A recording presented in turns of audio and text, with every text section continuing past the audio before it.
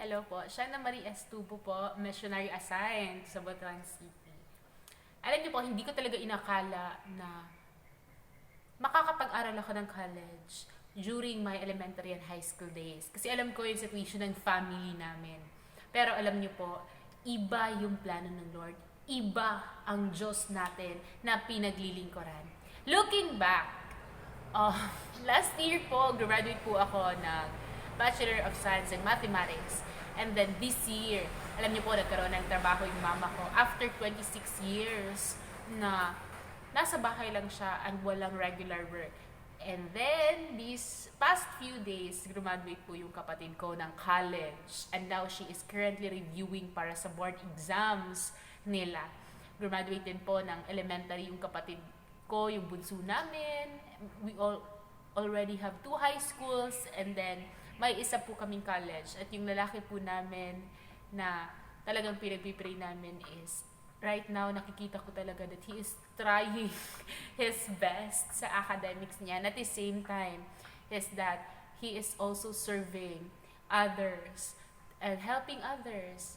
And he also started his leadership journey sa school. And yung papa ko, mama ko, nakikita ko kung gaano nila pinapahalagahan and ini-enjoy yung mga trabaho nila ngayon. Last time din po, nabigyan ako ng opportunity to join the mission ng Mindanao Mission Tour ng Cordillera. And nakaka-bless yung blessings ng Lord. And pag uwi ko po dito, para sana mag-start ng summer program para sa mga bata, na-amaze ako sa grace ng Lord kung papaano na siya mismo yung gumalaw talaga.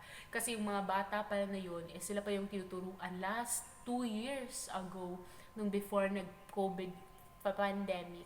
And seeing them today, talaga, ang laki-laki na nila. Tapos sila na mismo yung nag-i-invite.